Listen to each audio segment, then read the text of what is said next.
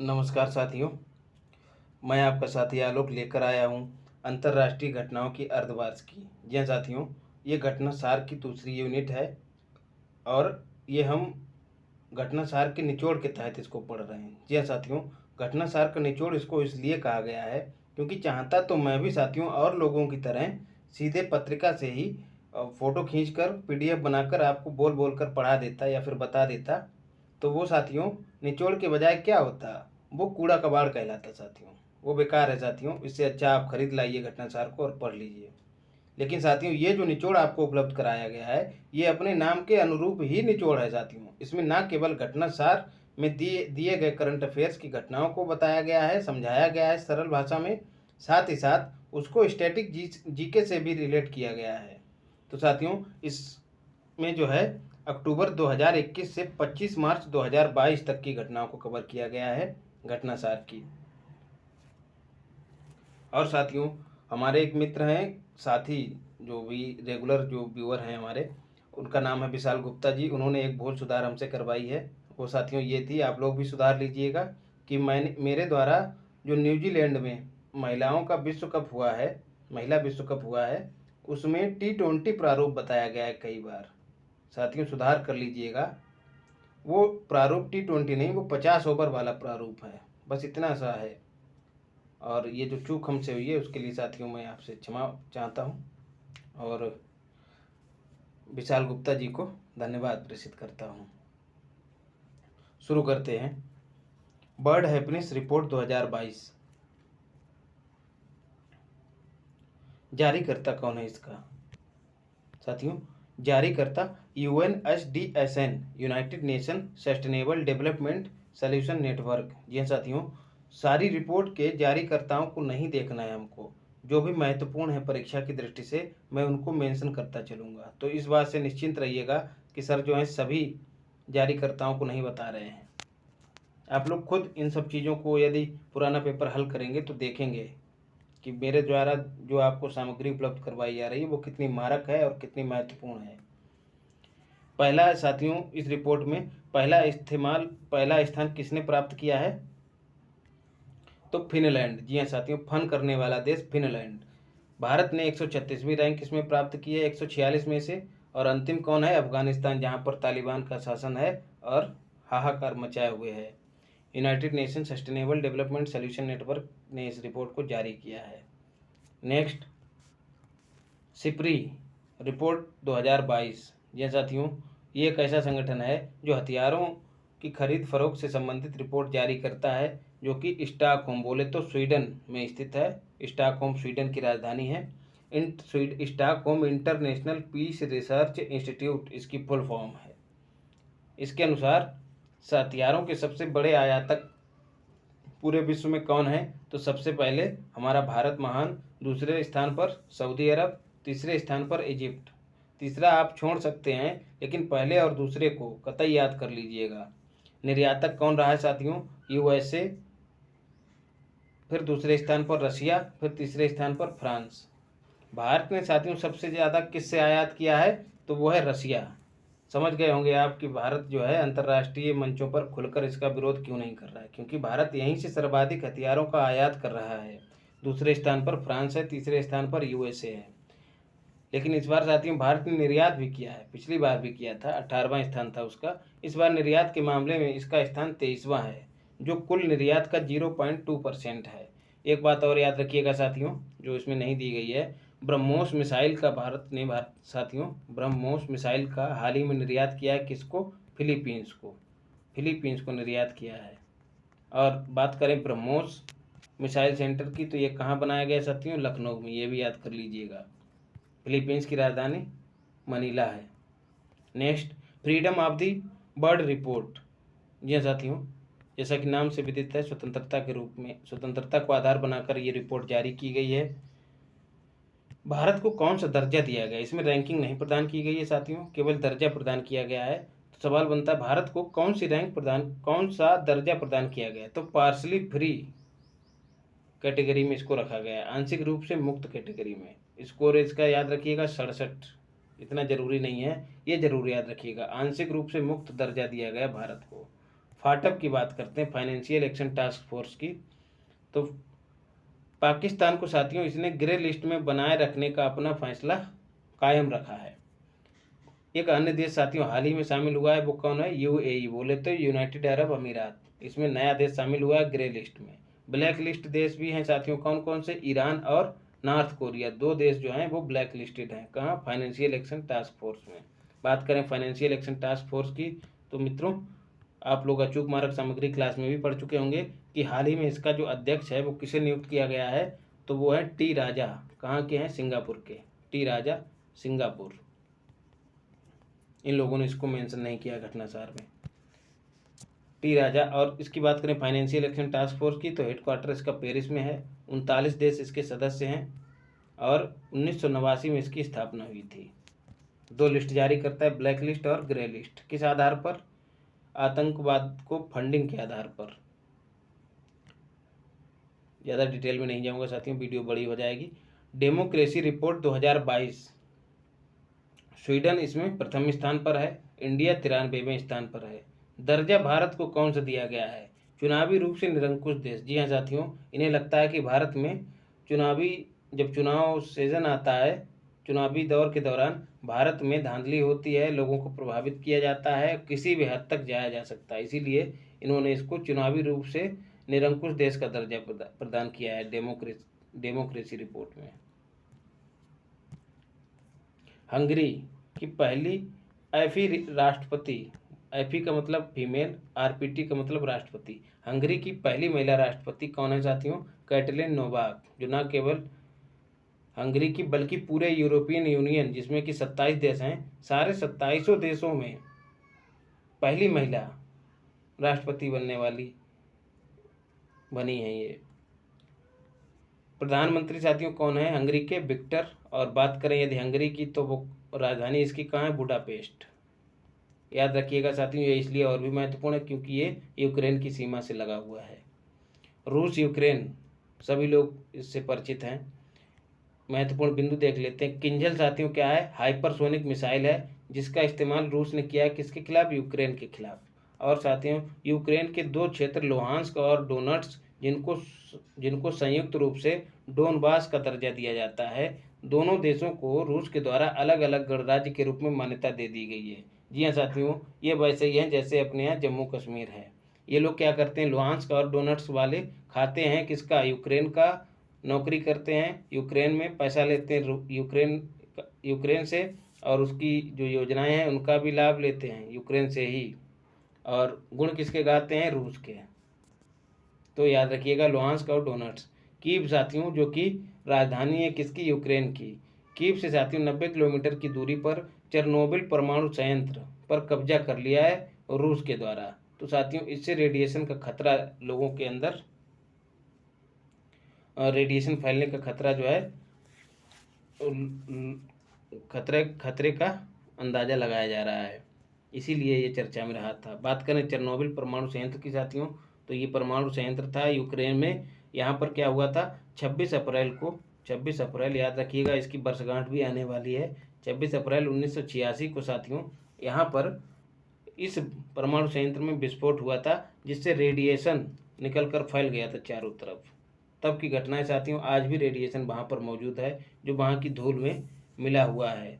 तो साथियों जब रूसी सैनिक यहाँ पर आए, तो उनके जो टैंक हैं, उनकी जो कदम ताल है सैनिकों की, उसके द्वारा जो वहाँ पर जो धूल है जमी हुई है, जिसमें रेडिएशन, नाभिकीय रेडिएशन विद्यमान है, उसके वायुमंडल में उड़कर मिल जाने की संभावना प्रबल हो गई थी। और साथियों इससे क्या था? पूरे यूरोप को ही खतरा होने वाला था। इसी वजह से ये चर्चा में रहा था।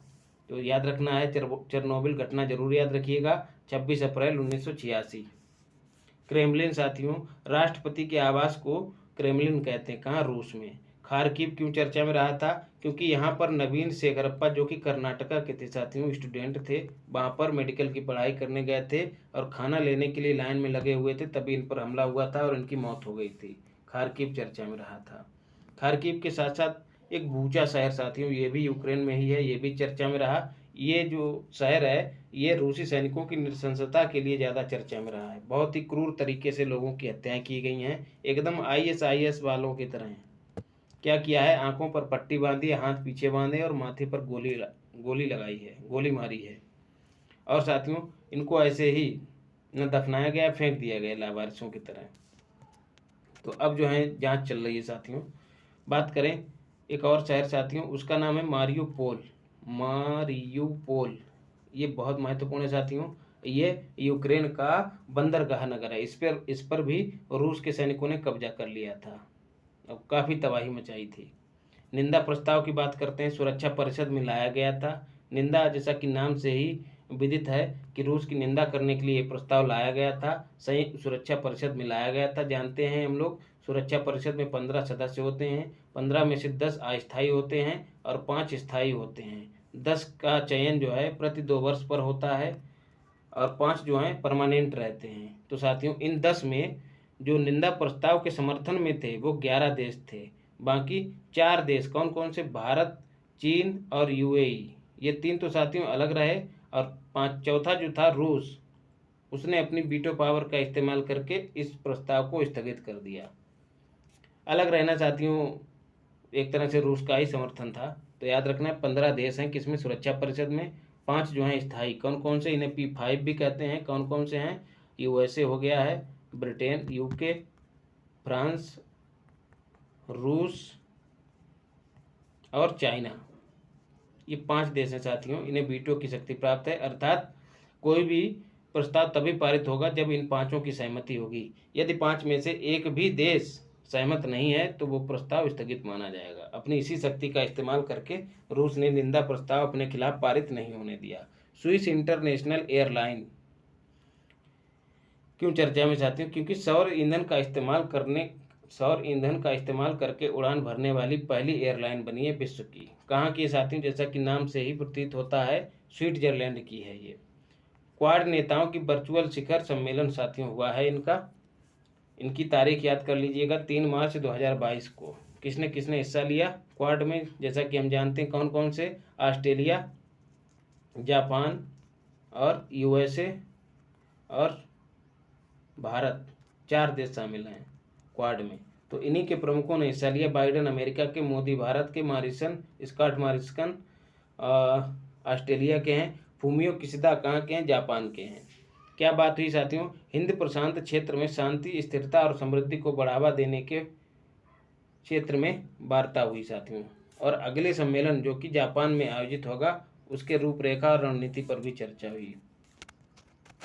तो याद रखना है, सीधे पूछा जा सकता है क्वाड में कौन कौन से देश शामिल हैं, कहाँ वार्ता हुई। अब इस बार तो वर्चुअल हुई, कब हुई वो भी याद रखना है। इन्फिनिटी ब्रिज क्यों चर्चा में साथियों, क्योंकि यातायात के लिए खोला गया है। बस इतना याद रखिएगा, लंबाई बम्बाई मत सोचिएगा कितनी है। कहाँ है साथियों, दुबई में है। दुबई कहाँ, UAE में है और UAE की राजधानी अबू धाबी है, अबू धाबी। अगला, न्यू डेवलपमेंट बैंक चर्चा में क्यों साथियों, क्योंकि चौथा नया सदस्य इसका बना है। कौन, मिस्र। यहाँ पर मैं मेंशन करना भूल गया, मिस्र इसका चौथा देश बना है। इजिप्ट जिसको कहते हैं, इजिप्ट, मिस्र इसका चौथा देश बना है। बाकी 3 देश कौन थे जो इसमें शामिल हुए थे, BD बोले तो बांग्लादेश, UAE बोले तो यूनाइटेड अरब अमीरात, उरुग्वे बोले तो उरुग्वे जो कि दक्षिण अमेरिका का एक देश है। उरुग्वे की राजधानी साथियों कहाँ है, मांटेवीडियो। PCS में पूछी गई थी, मांटेवीडियो। और UAE की अबू धाबी, बांग्लादेश की सभी को पता होगी ढाका। बात करते हैं न्यू डेवलपमेंट बैंक की, तो स्थापना 2015 में हुई थी। हेडक्वार्टर इसका चाइना के शंघाई में है। मेंबर्स की संख्या 9 हो गई है। जी हाँ साथियों, 4 ये नए शामिल हो गए हैं, 5 पहले से थे। कौन, ब्रिक्स वाले, BRICS। ये कौन हो गया, ब्राज़ील। R से रूस हो गया, I से इंडिया हो गया, C से चाइना हो गया, S से साउथ अफ्रीका हो गया। तो 5 और 4 9, कुल 9 सदस्य हैं। उद्देश्य क्या है साथियों, जो सदस्य देश हैं अपने उन, ये बहुपक्षीय विकास बैंक है साथियों। क्या करती है, अपने सदस्य देशों में विकास की गतिविधियों को तेज करने के लिए उनको ऋण उपलब्ध करवाती है और तकनीकी सहायता भी प्रदान करती है। चाहे तो उद्देश्य छोड़ दीजिएगा, लेकिन और जो बाकी कंटेंट है वो जरूर ही देख के जाइएगा, उसको तैयार कर लीजिएगा। बात करें अंतर्राष्ट्रीय बौद्धिक संपदा सूचकांक 2022 की, तो याद कर लेना जारीकर्ता कौन है भैया? यूएस चैम्बर्स ऑफ कॉमर्स एक संगठन है यूएस का। टॉप पर कौन रहा है साथियों? यूएसए रहा है। भारत ने 43वां स्थान प्राप्त किया है और वेनेजुएला ने अंतिम स्थान प्राप्त किया है, वेनेजुएला ने। भ्रष्टाचार बोध सूचकांक बहुत महत्वपूर्ण है साथियों, ये संगठन जारी करता है, इसका हेडक्वार्टर जर्मनी में स्थित है, ट्रांसपेरेंसी इंटरनेशनल। टॉप पर कौन है साथियों? फिनलैंड। और भारत ने साथियों 85वां 85 स्थान प्राप्त किया है। विशेष क्या रहा है साथियों? भूटान चाइना जो है भारत से बेहतर स्थिति में है, ये बात सोचने वाली है। फिनलैंड ने देखिए साथियों वहाँ पर ये हैप्पीनेस इंडेक्स में भी टॉप पर है और भ्रष्टाचार मामले में भी टॉप पर है, मतलब यहाँ पर भ्रष्टाचार ना के बराबर होता है। तो जहाँ भ्रष्टाचार नहीं होगा वहाँ स्वतः ही खुशी रहेगी, तो वो खुश भी रहेगा। इसलिए फिनलैंड जो है भ्रष्टाचार को शून्य करके फन करता है, याद रखिएगा। लॉजिक बना दिया अच्छा गुरुजी ने। तुर्की ने साथियों अपना नाम परिवर्तित कर दिया है। जी हाँ, तुर्की को तुर्कीय नाम से पुकारा जाएगा, सारे रिकॉर्डों में अब इसका नाम तुर्की ही रहेगा। राष्ट्रपति कौन है इसके? रेसेप एर्दोगन है। राजधानी आरजेडी बोले तो राजधानी कहाँ है? अंकारा में है। हेनले पासपोर्ट इंडेक्स ये साथियों महत्वपूर्ण है। टॉप पर कौन इस इंडेक्स में रहा है? जापान और सिंगापुर संयुक्त रूप से। जेपीएन बोले तो जापान, एसजीपी बोले तो सिंगापुर, संयुक्त रूप से प्रथम स्थान प्राप्त किए इस इंडेक्स में। भारत का साथियों 83वां स्थान रहा है और सबसे नीचे अफगानिस्तान और इराक रहे हैं। बात करें पासपोर्ट इंडेक्स की, क्या है साथियों? इसका मतलब यह है कि 60 देशों में 83वां स्थान साथियों उसको इस आधार पर मिला है कि कौन सा देश कितने देशों में बिना वीजा के केवल पासपोर्ट के दम पर ही यात्रा कर सकता है। तो सर्वाधिक साथियों देशों में यात्रा कौन? जापान और सिंगापुर। इसीलिए इन दोनों के पासपोर्ट सबसे मजबूत पासपोर्ट माने जाएंगे। भारत साथियों ऐसे कितने देशों में यात्रा कर सकता है बिना वीजा के अपने पासपोर्ट के दम पर? तो वो हैं 60 देश। तो इन्हीं देशों की संख्या के आधार पर उसको 83वां स्थान प्राप्त हुआ है। और अफगानिस्तान की तो बात ही क्या भैया, वही घूमता है चारों तरफ, तालिबान। वैश्विक स्वास्थ्य सूचकांक सर्वोच्च स्थान पर कौन है? यूएसए। इंडिया साथियों 66वां स्थान प्राप्त हुआ है, सबसे नीचे सोमालिया है। इंडिया का जरूर याद रखिएगा। कनाडा में आपातकाल लगा है साथियों 14 फरवरी को। जी हाँ, जब हम वैलेंटाइन डे यहाँ पर सेलिब्रेट कर रहे थे तो कनाडा में आपातकाल लगा हुआ था। किसने लगाया था? वहाँ के जो प्रधानमंत्री हैं, कौन? Justin Trudeau. जस्टिन ट्रूडो प्रधानमंत्री हैं कनाडा के। इन्होंने अपने पिताजी के नाम को डूबने नहीं दिया है, अर्थात अपने पिताजी के बाद दूसरे ऐसे व्यक्ति बने हैं जिन्होंने कनाडा में आपातकाल लगाया। इनके पिताजी थे, वाला नाम था उनका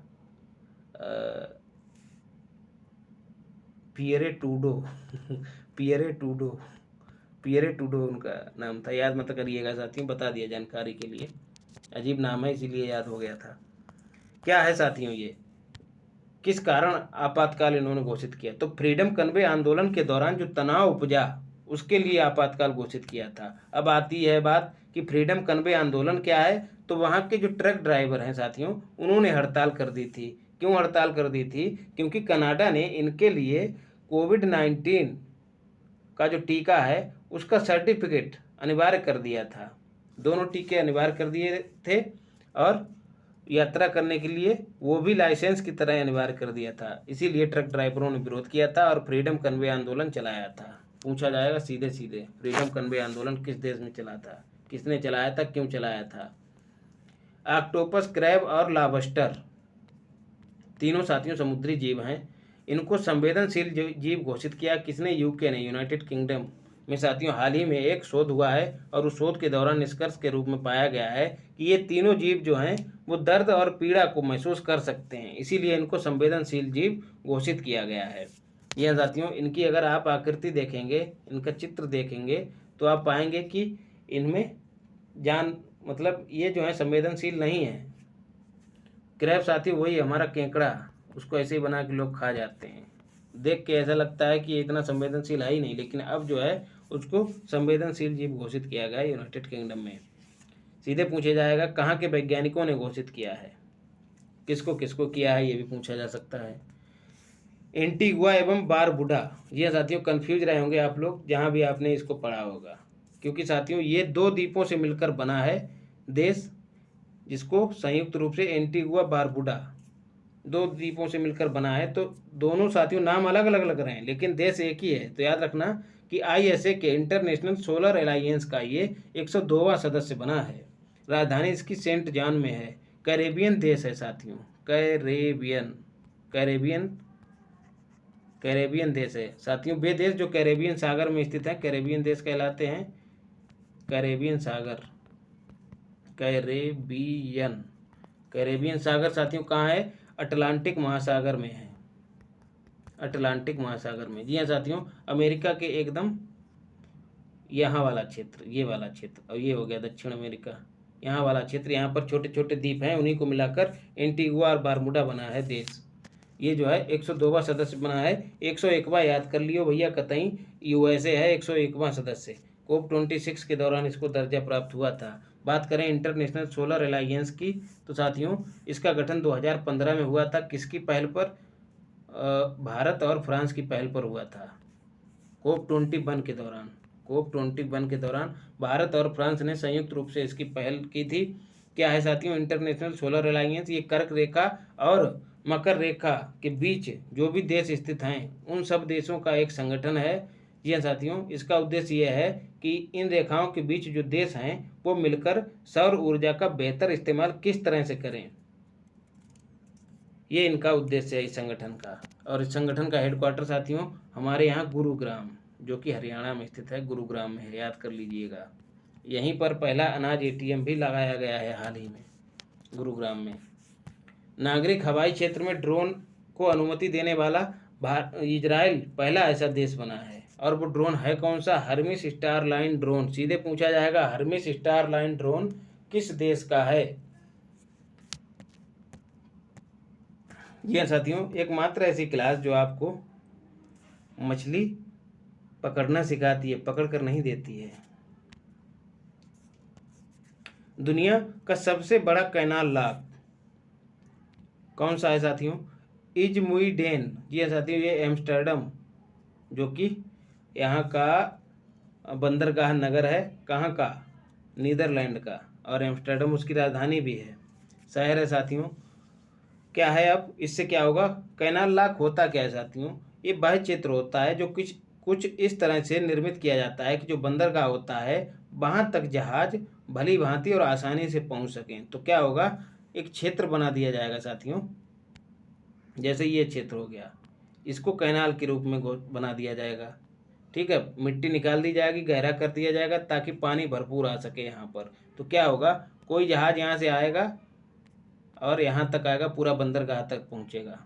तो यही है साथियों कैनाल लॉक, इसी को कहते हैं। तो ये सबसे बड़ा कैनाल लॉक कहाँ बना है?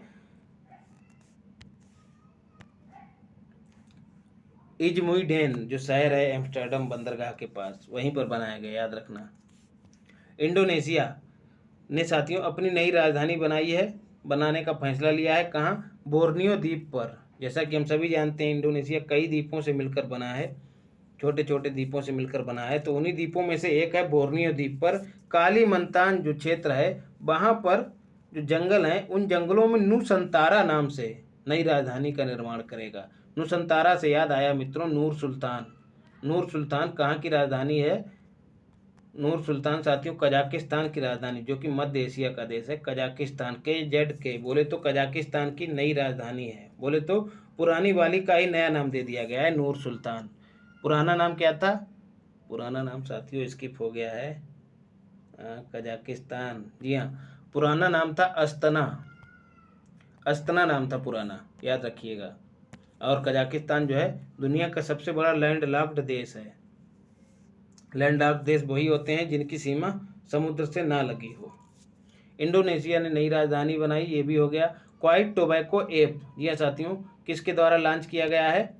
क्वाइट टोबैको ऐप WHO के द्वारा लॉन्च किया गया है, कमिट टू क्वाइट अभियान के तहत। जी हाँ साथियों, सीधे पूछा जाएगा कमिट टू क्वाइट अभियान किसने चलाया? ठीक है, क्वाइट टोबैको ऐप किसने लॉन्च किया? तो याद रखना है WHO ने लॉन्च किया है, वो अभियान भी WHO ने चलाया है।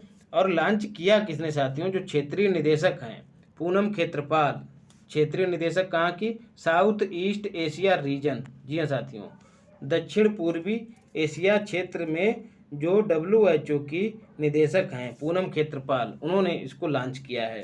साथियों एक सवाल ये भी तैयार हो रहा है यहाँ पर कि दक्षिण पूर्व एशिया में WHO की क्षेत्रीय निदेशक कौन है? तो पूनम खेत्रपाल हैं, याद रखियो। WHO की बात कर लेते हैं तो ये वैश्विक स्तर पर स्वास्थ्य के क्षेत्र में काम करता है, बहुत ही पॉपुलर है। इसके जो हेड हैं साथियों कौन है? टेड्रोस, अरे भाई टेड्रोस एडनॉम, टेड्रोस एडनॉम इसके अध्यक्ष हैं साथियों। और बात करें इसकी स्थापना कब हुई थी? 7 अप्रैल 1948 में हुई थी। इसीलिए साथियों 7 अप्रैल को जो है विश्व स्वास्थ्य दिवस के रूप में मनाया जाता है। बात करें इसके हेडक्वार्टर की तो वह है साथियों जिनेवा में। सवाल एक और पूछा जाता है कि ये जो इनके हेड हैं, चेयरमैन हैं, वो कहाँ के निवासी हैं साथियों? तो वो इथोपिया के नागरिक हैं। इथोपिया जो कि अफ्रीकी देश है। अगला IPCC चर्चा में क्यों साथियों? क्योंकि इसने एक रिपोर्ट जारी की है। वो रिपोर्ट क्या है साथियों? यूनाइटेड नेशन की ये है क्या साथियों? IPCC पहले देख लेते हैं। यूनाइटेड नेशन की एक बॉडी है, नाम इसका inter governmental panel on climate change. Headquarter इसका जिनेवा में है। ये साथियों आए दिन कोई ना कोई रिपोर्ट जारी करता है, आए दिन नहीं लेकिन वार्षिक स्तर पर रिपोर्ट जारी करता है। विशेष क्या रहा है इस रिपोर्ट में? अत्यधिक जलवायु परिवर्तन के कारण साथियों दक्षिण एशिया में खाद्य संकट पैदा होने की संभावना जताई गई है। दूसरा क्या है? भारत पाकिस्तान को जलवायु परिवर्तन से प्रभावित होने के मामले में संवेदनशील का दर्जा दिया गया है। अब जलवायु परिवर्तन से क्या होगा साथियों? बाढ़ आएगी और सूखा जैसी परिस्थितियां पैदा होंगी। तो यही दो कारण होंगे जो भारत पाकिस्तान को ज़्यादा प्रभावित करेंगे, ये इस रिपोर्ट में रहा है। और एक महत्वपूर्ण बिंदु है, भारत 2050 तक साथियों खाद्यान्न उत्पादन, जो भारत में खाद्यान्न उत्पादन हो रहा है, किसका? गेहूं हो गया, चावल, दाल हो गया, इन सब के उत्पादन में 8.6% की गिरावट दर्ज करेगा। ये आंकड़ा याद कर लेना। फ्रांस, अगला फ्रांस ने साथियों माली से सेना वापस ले ली। माली साथियों अफ्रीकी देश है, एक अफ्रीकी देश है साथियों। यहाँ पर जो सरकार थी, सरकार और जो विरोधी संगठन थे या फिर जिहादी अराजक तत्व थे, उनके बीच संघर्ष हो रहा था। इसी संघर्ष को दबाने के लिए ऑपरेशन सरवल के नाम पर फ्रांस ने अपनी सेना भेजी और ऑपरेशन चलाया। 2012 या 13 से ऑपरेशन चल रहा है। लेकिन अब क्या हुआ है साथियों? फ्रांस ने उस सेना को वापस बुलाने का फैसला ले लिया है। फ्रांस की बात करें, इमैनुअल मैक्रोन इसके राष्ट्रपति हैं। माली की राजधानी बमाको है। लोकतंत्र सूचकांक 2021 बहुत ही महत्वपूर्ण है भैया, याद कर लियो। जारी करता कौन है? द इकोनॉमिक इंटेलिजेंस यूनिट, जरूरी है। कहाँ की है ये यूनिट? यूनाइटेड किंगडम की है। पहले स्थान पर कौन है? नॉर्वे। भारत ने 46वां स्थान प्राप्त किया है 167 में से। तो अफगानिस्तान 167वां स्थान प्राप्त करेगा। अंतिम पे क्या है भैया? क्योंकि भैया वहाँ तालिबान का शासन है, लोकतंत्र की खटिया खड़ी करे घूम रहा है, ऐसी तैसी करके रख दी है लोकतंत्र की। वैश्विक जलवायु परिवर्तन प्रदर्शन सूचकांक, ये भी जरूरी है साथियों, बहुत महत्वपूर्ण है। जारी करता है इसका याद कर लीजिएगा जर्मन वाच, जो कि जर्मनी की एक संस्था है। प्रथम स्थान डेनमार्क ने प्राप्त किया है, राजधानी इसकी कोपेनहेगन है। भारत ने 10वां स्थान प्राप्त किया है। अगला ग्लोबल ड्रग पॉलिसी इंडेक्स 2021। यह साथियों पहला स्थान किसने प्राप्त किया है इस इंडेक्स में? नॉर्वे ने। भारत ने 18वां स्थान प्राप्त किया है। यह है क्या साथियों? दवा के वितरण से संबंधित किस तरह से नीतियां बनाई जाएं और किस तरह से उनको इम्प्लीमेंट या फिर क्रियान्वित किया जाए, उस आधार पर रैंकिंग प्रदान की गई है। उसी रैंकिंग में 18वां स्थान भारत का है। और साथियों एक महत्वपूर्ण पॉइंट है, नारकोटिक्स ड्रग्स एंड साइकोट्रोपिक पदार्थ अधिनियम कब लागू हुआ, ऐसे पूछा जाएगा। तो याद रखना है 1985 में लागू हुआ था। और हाल ही में चर्चा में क्यों है? क्योंकि इसकी समीक्षा चल रही है। काहे चल रही भैया? वही रेहान वाला मामला था, वो हेरोइन पकड़ी गई थी उनकी, ड्रग्स। COP26 बहुत ही महत्वपूर्ण है भैया। एक जो पूरा मैटर जो है तैयार कर लो, काम 35, एक सवाल जरूर मिलेगा। COP26 चर्चा में क्यों है? 31 अक्टूबर से 12 नवंबर 2021 के बीच में इसका आयोजन हुआ। अगला सवाल, कहाँ आयोजन हुआ? तो ग्लासगो में।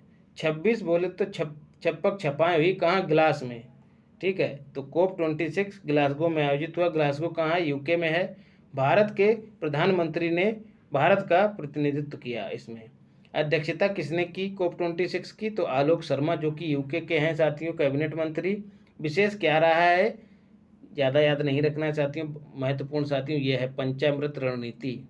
तो इन्होंने क्या किया है इस COP26 के दौरान? क्या बात हुई है? कोयला के यूज को कम करना है, ग्लोबल वार्मिंग को कम करना है, गरीब देशों को धन उपलब्ध करवाना है, और मोदी जी ने पंचामृत रणनीति की घोषणा की। ये बहुत ही महत्वपूर्ण है, इसको याद कर लेना। सीधे पूछा जाएगा पंचामृत रणनीति संबंधित है COP26, COP27, COP2015, इस तरह से 4 विकल्प रहेंगे।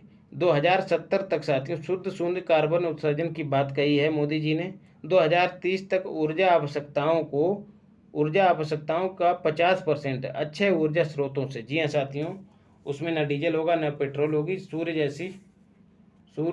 ऊर्जा जैसे ऊर्जा स्रोतों से अपनी आवश्यकताओं को पूरा करेगा भारत। 2 ही महत्वपूर्ण है, बाकी 3 छोड़ दीजिएगा। उन 5 बिंदुओं को ही पंचामृत रणनीति नाम दिया गया है। बात करें COP26 तो ग्लासगो में होगा। COP27 साथियों मिस्र में होगा 2022 में, वही अक्टूबर नवंबर में ये भी होगा। COP28 का आयोजन UAE में होगा 2023 में। बात करें ये है क्या साथियों? कोप की फुल फॉर्म होती है कन्वेंशन ऑफ पार्टीज, अर्थात कई पक्षों का एक सम्मेलन होता है जो जलवायु परिवर्तन फ्रेमवर्क अभिसमय के अधीन काम करता है। बात करें जलवायु परिवर्तन अभिसमय फ्रेमवर्क अभिसमय क्या है? तो साथियों इसको इंग्लिश में कहते हैं United Nation framework on climate change, United Nation framework convention on climate change. जी हाँ साथियों, इसकी स्थापना 1994 में हुई थी। क्यों हुई थी? ताकि जलवायु परिवर्तन के क्षेत्र में काम किया जा सके, उसको रोका जा सके, उसको कम किया जा सके। सचिवालय इसका कहाँ है UNFCCC का? तो बान में है। बान कहाँ है? जर्मनी में है। कोप इसी साथियों UNFCCC के तहत कोप प्रथम साथियों पहला कोप का कहाँ आयोजन हुआ था? तो जर्मनी में। कहाँ? जर्मनी के बर्लिन में 1995 में, याद कर लेना एकदम। G20 की बात करते हैं, चर्चा में क्यों है? क्योंकि 16वां शिखर सम्मेलन साथियों कहाँ आयोजित हुआ साथियों? रोम में आयोजित हुआ। अध्यक्षता साथियों किसने की? मारियो ड्रैगी, जो कि इटली के प्रधानमंत्री हैं। रोम इटली की राजधानी है। मोट्टो इसका याद कर लेना भैया, पीपल प्लानेट एवं प्रॉस्पेरिटी इसका मोट्टो है। भारत का प्रतिनिधित्व किसने किया? तो हमारे मोदी जी ने भारत का प्रतिनिधित्व किया है। इन्होंने एक धारणा प्रस्तुत की, अवधारणा एक पृथ्वी एक स्वास्थ्य है की अवधारणा प्रस्तुत की, अर्थात सारे देश स्वास्थ्य के क्षेत्र में परस्पर जो तकनीकियां हैं उनका आदान प्रदान करें, एक दूसरे की मदद करें, ये इसका निहितार्थ है वाक्य का। बात करें G20 साथियों 17वां कहाँ आयोजित होगा सम्मेलन? तो इंडोनेशिया में। 18वां हमारे भारत में 2023 में आयोजित होगा, और 19वां ब्राजील में आयोजित होगा। जो 18वां भारत में आयोजित होगा G20 का सम्मेलन, इसमें साथियों भारत के विदेश सचिव हर्षवर्धन श्रृंगला को समन्वयक नियुक्त किया गया है। साथियों 2-3 दिन पहले की बात है, अगर आप अचूक मारक सामग्री क्लास प्रतिदिन देखते होंगे तो आपको पता होगा। विशेष क्या रहा है? MNCs साथियों। जी हाँ साथियों, MNCs बोले तो मल्टीनेशनल कंपनीज, जैसे गूगल हो गई, फेसबुक हो गया, ये वे कंपनियां साथियों जो कई देशों में अपना कारोबार करती हैं, उनको मल्टीनेशनल कंपनीज कहते हैं। क्या होता था साथियों? ये जहाँ इनकी पेरेंट कंपनी है, मतलब जहाँ की होती हैं, जैसे गूगल है अमेरिका की है, तो जहाँ की ये होती हैं वहीं पर टैक्स अदा करती हैं। तो गूगल अमेरिका की है तो गूगल क्या करता है साथियों? टैक्स काम करता है यहाँ पर, कलेक्शन यहाँ करता है भारत में, टैक्स देता कहाँ को? अमेरिका की सरकार को। तो G20 में क्या हुआ है साथियों? सारे देश सहमत हो गए कि अब MNCs पर वो देश 15% की दर से कारपोरेट टैक्स वसूल करेंगे, जहाँ पर इनकी यूनिट स्थापित होगी। जी हाँ साथियों, अब क्या होगा? गूगल को भारत में 15% कारपोरेट टैक्स देना पड़ेगा, याद रखिएगा। G20 में साथियों भारत इसका सदस्य पूछा जा सकता है। क्या भारत इसका सदस्य है? चाइना इसका सदस्य है? क्या पाकिस्तान इसका सदस्य है? तो जवाब है नहीं, याद रखिएगा। आसियान शिखर सम्मेलन 38वां और 39वां एक साथ आयोजित हुए साथियों, कोविड की वजह से। कहाँ आयोजित हुआ? ब्रुनेई के दारुसलाम में। जी हाँ साथियों, प्रशांत महासागर क्षेत्र में इंडोनेशिया के अगल बगल स्थित है ये देश। अध्यक्षता इसकी किसने की? स्वाभाविक सी बात है, जहाँ आयोजित होगा उसी देश का प्रमुख अध्यक्षता करेगा। तो प्रमुख कौन है साथियों? सुल्तान, यहाँ का प्रधानमंत्री नहीं होता, सुल्तान। हसन बोलकिया इसका नाम है, इसने इसकी अध्यक्षता की। थीम क्या थी भैया, याद कर लियो, बहुत पूछो जाते हैं सवाल यहाँ से। Be care, be prosper, be care, be prepare और बी प्रॉस्पर, ये इसका थीम था साथियों। भारत का प्रतिनिधित्व प्रधानमंत्री मोदी जी ने किया है। बात करें विशेष क्या रहा है इस सम्मेलन के दौरान साथियों, इसी सम्मेलन के दौरान 18वां भारत आसियान शिखर सम्मेलन भी आयोजित हुआ। जी हाँ साथियों, आसियान केवल 10 देशों का संगठन है। कौन कौन से देश? Brunei, Cambodia, Indonesia, Laos, Malaysia, Myanmar, Philippines, Singapore, Thailand, Vietnam, ये 10 देश साथियों आसियान का निर्माण करते हैं मिलकर। भारत इसका सदस्य नहीं है। तो आसियान की full form association of south east association, याद रखना है, भारत इसका सदस्य नहीं है। 1967 में इसकी स्थापना हुई थी। हेडक्वार्टर इसका जकार्ता में है। जकार्ता पहले इंडोनेशिया की राजधानी थी और वर्तमान में उसका नाम बदल गया, अभी हमने पहले चर्चा की है। तो साथियों 18वां भारत आसियान शिखर सम्मेलन सदस्य नहीं है, लेकिन शिखर सम्मेलन हुआ है साथियों, इसका संबंध अच्छे हैं। 2022 में भारत आसियान के 30 वर्ष पूर्ण हुए संबंधों के, तो इसीलिए 2022 को मैत्री वर्ष घोषित किया है। सीधे पूछा जाएगा, भारत आसियान ने मैत्री वर्ष किस वर्ष को घोषित किया है? तो 2022 को। आसियान साथियों के कोविड रिस्पांस फंड में भारत ने $10 लाख की सहायता राशि भी प्रदान की है। और साथियों क्या रहा है? इसी समय साथियों 16वां पूर्वी एशिया शिखर सम्मेलन भी आयोजित हुआ। इस सम्मेलन का साथियों संस्थापक भारत रहा है। इसमें साथियों 18 देश शामिल होते हैं। 10 आसियान वाले तो होते ही हैं, साथ में China, Bharat, Japan, Korea, Australia, New Zealand, USA और रसिया, कुल 18 देश शामिल होते हैं इस सम्मेलन में, याद रखना है। WHO ग्लोबल टीबी रिपोर्ट साथियों जारी की है इसने 2021। 2019 की तुलना में 2020 में टीबी के रोगियों की संख्या या फिर टीबी के मामलों में 20% की गिरावट दर्ज की गई। वैश्विक स्तर की बात हो रही है 20%। वहीं साथियों नए मामलों के संदर्भ में भारत में 41% की गिरावट हुई है, याद रखना है, सीधे पूछा जाएगा कितनी गिरावट दर्ज की गई है। तो साथियों काहे गिरावट दर्ज की गई, इसका मतलब ये नहीं कि टीबी के इलाज में हमको सफलता हासिल हुई है, नहीं साथियों।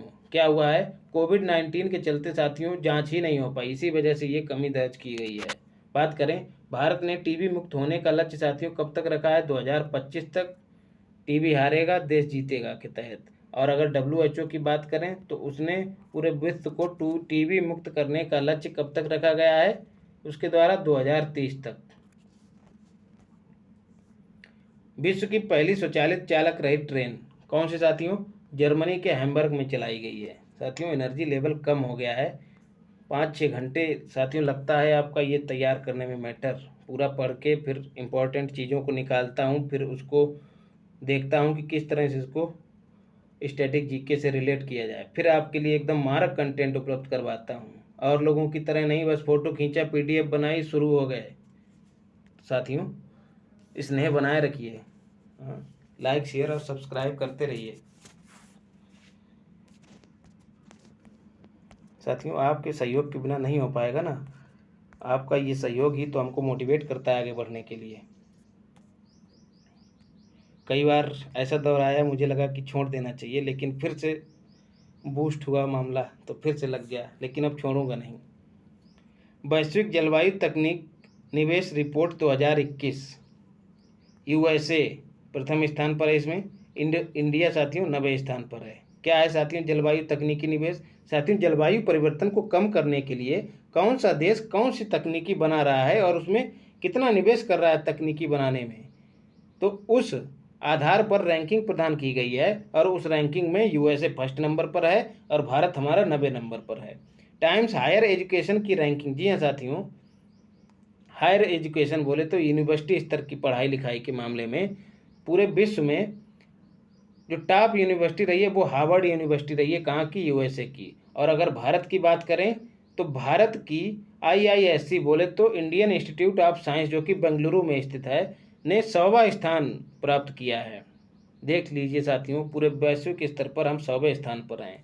और वहाँ पर 100 स्थान पाकर भी ये जो आईआईएससी बेंगलुरु है, इसने भारत में प्रथम स्थान प्राप्त किया है। तो मतलब ये है, लब्बो लुआब ये है कि भारत में अगर सर्वाधिक प्रतिष्ठित कोई यूनिवर्सिटी है तो वह वो है आईआईएससी इस वर्ष 2021 में। अगला, रूल ऑफ लॉ इंडेक्स। ये साथियों जैसा कि नाम से विदित है, कानून का शासन, कौन किस देश में कितना शासन होता है उस आधार पर रैंकिंग प्रदान की गई है। डेनमार्क प्रथम स्थान पर है, जिसकी राजधानी कोपेनहेगन है। इंडिया 79 स्थान पर है, याद कर लेना। Renewable energy country attractiveness index. जी हाँ साथियों, कौन सा देश रिन्यूएबल एनर्जी इस्तेमाल करने के मामले में कितना ज़्यादा कदम उठाता है, उस आधार पर रैंकिंग तैयार की गई। और उसमें यूएसए फर्स्ट प्रथम नंबर पर है, और द्वितीय नंबर पर कौन है, चाइना, और तृतीय नंबर पर अपना इंडिया है, याद रखना है। Oxford English dictionary. जी हाँ साथियों, ये डिक्शनरी हर साल वर्ड ऑफ द ईयर जारी करती है। तो इस बार वैक्स, जी हाँ साथियों, वैक्सीन का वैक्स है शॉर्ट फॉर्म, वैक्सीन का शॉर्ट फॉर्म ही वैक्स साथियों, इस बार वर्ड ऑफ द ईयर घोषित किया गया है ऑक्सफोर्ड डिक्शनरी के द्वारा। जी हाँ साथियों, पिछले वर्ष की तुलना में 75 गुना ज़्यादा इसका इस्तेमाल किया गया है। क्या है साथियों, वैक टीके हेतु संक्षिप्त रूप में इस्तेमाल किया जाता है। जी हाँ साथियों, जैसा मैंने अभी भी बताया आपको कि वैक्सीन का ही शॉर्ट फॉर्म है वैक्स, यही जो है वर्ड ऑफ द ईयर घोषित किया गया है। साथियों आज के लिए इतना ही, और ये जो है आपका घटना सार का निचोड़ के रूप में आपको जो अंतर्राष्ट्रीय घटनाक्रम था पूरा कवर करवाया गया है। इसके बाद साथियों अंतर्राष्ट्रीय जो आर्थिक घटनाक्रम है उसके साथ साथ राष्ट्रीय भी, उसको आपके लिए लेकर आऊँगा। तो ज़्यादा से ज़्यादा साथियों सहयोग बनाइए, और लाइक शेयर और सब्सक्राइब करिए, डट के करिए साथियों, ताकि आपके लिए उतना ही ज़्यादा मारक कंटेंट मैं उपलब्ध करा सकूं। तो साथियों यहीं पर विराम लेता हूं मैं। अपना और अपनों का ख्याल रखिए, प्रेम और स्नेह बनाए रखिए। धन्यवाद।